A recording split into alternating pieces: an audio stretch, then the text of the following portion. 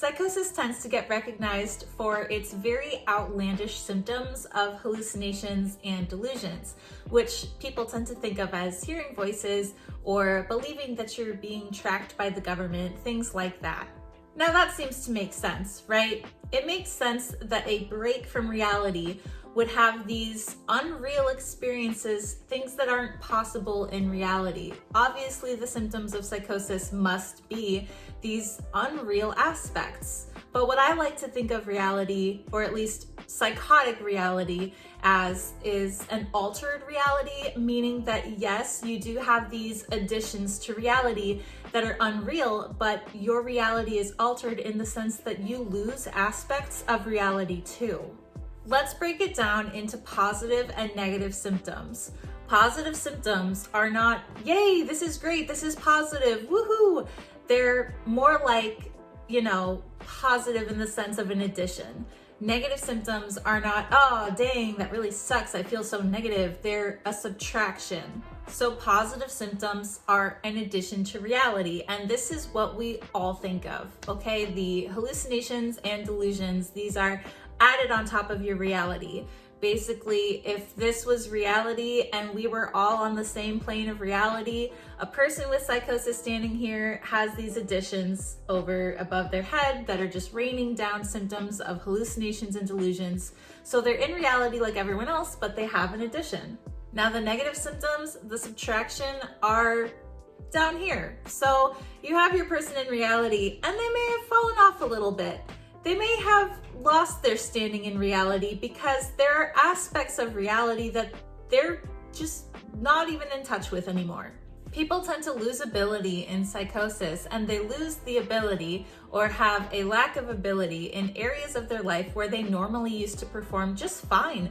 Things like socializing, having motivation and drive, finding pleasure in basic, happy, normal things are all lost. They have a lack of areas of reality there once used to be no problem with. So that's basically the starting point for understanding what a negative symptom is. A negative symptom is not hallucinations and delusions that people commonly think of. Negative symptoms are a lack of ability, a loss of ability. They're losses of areas of your life that normally take no effort at all to perform in. So what are some negative symptoms? Well, today I'm going to go over 5 major negative symptoms, and these are all essentially the onset symptoms of a psychotic episode. Negative symptoms come on first before the positive symptoms, so you can think of these as warning signs for what to look for in the beginning of a psychotic episode. Now, they're not always just right there at the beginning. People can have negative symptoms throughout their episode, but it's important to know what negative symptoms are and how to look for them because these are always what come on first. The first negative symptom to look for is avolition. Avolition is a lack of motivation. It is a loss of drive. So essentially, the motivation that everyone needs to get through their day is lost. And for some people, this can look like not being able to perform basic functions, not being able to perform proper hygiene, not being able to feed themselves, to cook, to eat, to get out of bed, to go to appointments, to follow through on returning phone calls or answering emails. It's basically that motivation that it takes just to get out of bed in the morning is gone. The thing is, people in psychosis who are experiencing avolition don't necessarily give up. They're not in a position where they don't want to do these things. A lot of time, people really do want to get up out of bed and can tell themselves, get up out of bed, do it right now.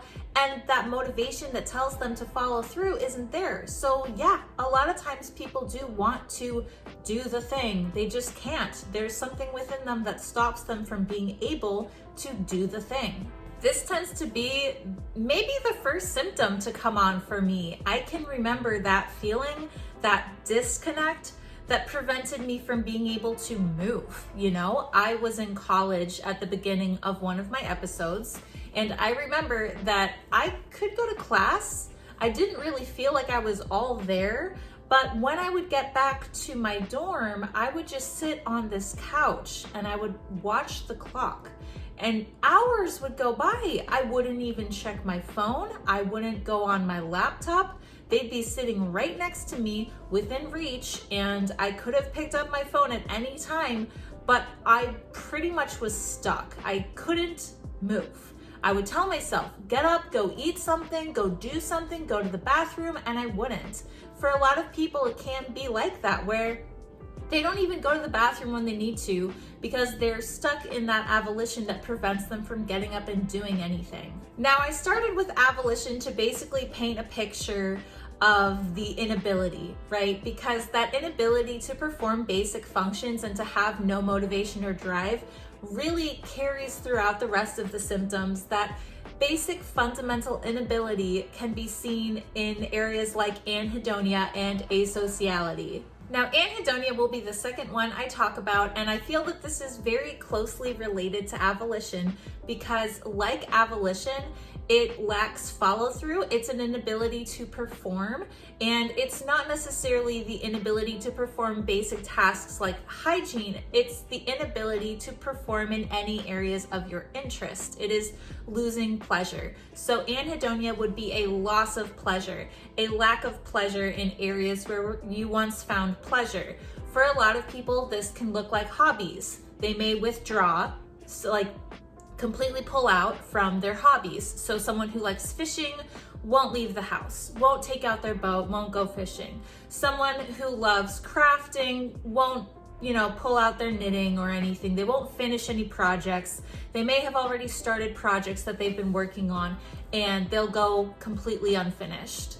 Basically, they've lost interest, and while they could follow through and do the thing, they won't do the thing because it doesn't serve them anymore. They get no satisfaction doing it. Like for me, I love to draw. Drawing is my lifeline. I've been an artist all my life, and I'm prolific today. I make art every day, but in Psychosis, I could go easily a year without picking up a pencil, and I would be beating myself up, kind of similarly with Avolition, where it would be like, just get up, just move, go eat something. It would be along the lines of, this made you happy. Why doesn't it make you happy anymore? Just draw something, just draw anything. I could maybe muster myself to like draw a circle or a line, and then I'd give up. It would be so much effort to try to make myself even want to do it. And this can extend to sex drive. For a lot of people with anhedonia, they lose their pleasure in having sex, and so they won't even really want to go through with it. It'll feel like a chore. They're not interested in having sex. And yeah, with all of these things, they can do the thing, but it's hard. And upon doing the thing, they won't derive any pleasure from it. And upon completion, they won't have any pleasure from it. So it really does nothing for them. Now, if you want to talk about things that pretty much do nothing for you, things that don't fulfill you anymore, socializing is actually a huge one of them. The third negative symptom I'll discuss is asociality. And asociality is a loss of interest in socializing. It is a lack of social ability. It is basically withdrawing socially from your work colleagues, from your friends, from your family, from any interactions with relationships you have in your life. Now, asociality is not the same as introversion, because introversion is a person's natural state. This is how they normally prefer to socialize. They may enjoy having friends, but with minimal interactions. Asociality is wanting to cut ties. And yeah, introversion can look a lot like that. People have an aversion to socializing, but this is applied to social butterflies. This is applied to extroverts. This is a drastic change in someone's social functions. Now, when I was going through with this, I didn't realize that I was avoiding social situations. I had no idea that this had changed in me. I remember that people would invite me to do things, and it would just be a quick no response. I wouldn't even think twice about it. I really didn't care to get around other people. It felt like so much effort was involved. And while I did care about people, I didn't even realize I was withdrawing because I wasn't responding to their texts. I would see that I was getting texts and I wouldn't care to reach back out to people. I still loved people, but I didn't even notice that I was pulling away. I became so comfortable by myself that it gave me anxiety to have other people around, and I would want them to leave as soon as possible. I had agoraphobia at one point, and being around people in general was very, very stressful. And agoraphobia did wonders for that aspect of my disorder, because there's no easier way to avoid social interactions than to lock yourself in your home for months on end. But that's neither here nor there. That literally has nothing to do with this video. That just illustrates how easy it is to pull in on yourself and feel that you really don't even need people in your life anymore. Moving right along, we're going to talk about the fourth negative symptom of blunted affect or flat affect. Now, in psychology, your affect is how you display emotion, how you get emotion across. And this is through tone of voice, this is through gestures and body language, this is through like intonation or speech mannerisms, this is through facial expressions. Whatever you do or say gives off emotion. So if someone were upset, it would be pretty clear when they maybe like, you know, closed in on themselves or something like that. But if someone were really happy, you would notice. You'd notice that they were smiling and bubbly with warm, open gestures. Now, what kind of an expression would you pick up if someone just were completely flat? What if someone spoke in a monotone voice and they didn't give off any gestures or facial expressions? Could you tell what they were feeling? Would you think they were feeling anything? Chances are it's pretty hard to read someone when they're acting that flat.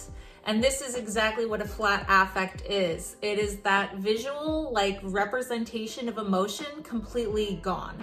And, you know, it may seem that a person is not experiencing any emotion. It may seem like they don't have any emotion behind that blank stare. But the thing is, they can't express it. A person may be having a broad range of emotion and they simply cannot express it through their flat affect. Now, emotional blunting may be an offshoot of that because emotional blunting is actually a loss of emotion.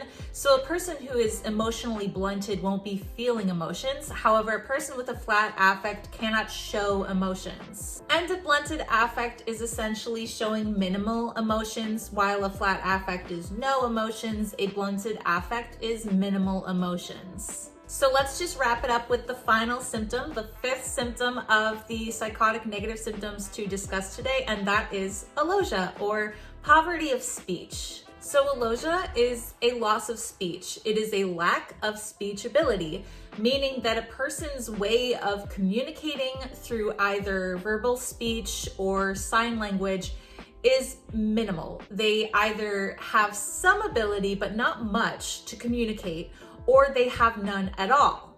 And this can look like a lot of different things.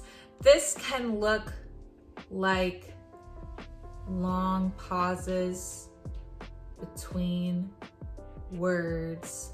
It can look like giving very minimal responses when asked a question. If someone were to say, "How are you today?" you might just say, "Fine." And I know that's common of everyone, but let's extend that to, you know, "What did you do today? Work." That's it. There'd be no elaboration. People like me, for instance, may only be able to answer yes or no questions. When I had this symptom, I couldn't answer any open-ended questions. I couldn't give my opinion. I had no opinion. It was very, very difficult to think. And the best I could manage was yes or no. And some people lose their speech ability entirely. And it is a very frustrating symptom. I remember it being like one of the most aggravating symptoms to get through. What really bothered me a lot was that after coming out of psychosis, when I would describe my episodes to people and I would say that I didn't know how to talk and I couldn't talk, people tend to think that's an exaggeration. People tend to not realize that a lack of speech ability is actually a symptom of psychosis. As you can imagine, these are some debilitating symptoms of psychosis. And yeah, hallucinations and delusions may seem very flashy and obvious, and we can all see why that would totally overhaul a person's life. But this kind of an altered reality, This other side of psychosis with a loss of reality is just as debilitating. So there you have it. Those are some negative symptoms of psychosis. And again, these are the early warning signs. So it's important to be able to recognize any changes in yourself or a loved one if these symptoms were to appear. You may be able to avoid an episode or cut one off early on and spare yourself a lot of misery just by being able to identify when these symptoms pop up. This video was a suggestion from Dana LJ4ZY.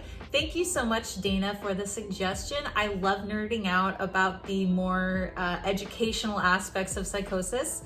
You yourself said that you're going through it right now, recovering from psychosis. So I really hope that you're doing better and that things are improving in your life. I wish you the best on your recovery journey. And welcome back. Welcome back from your episode. I'm so glad that you made it through that, and I really do wish the best for you. Anyway, that's all I have for today. So thank you so much for watching my video. I truly appreciate it. If you'd like to throw out any suggestions of your own, please leave me a comment. I love new ideas and I'm open to what you have to offer. Also, if you'd like to support my channel, please like, comment, or subscribe. It means a lot to me. And yeah, I put out videos every Monday and Thursday, so if you want to check out any more, you can look forward to another one coming soon. I will see you all in the next one. Thanks, bye!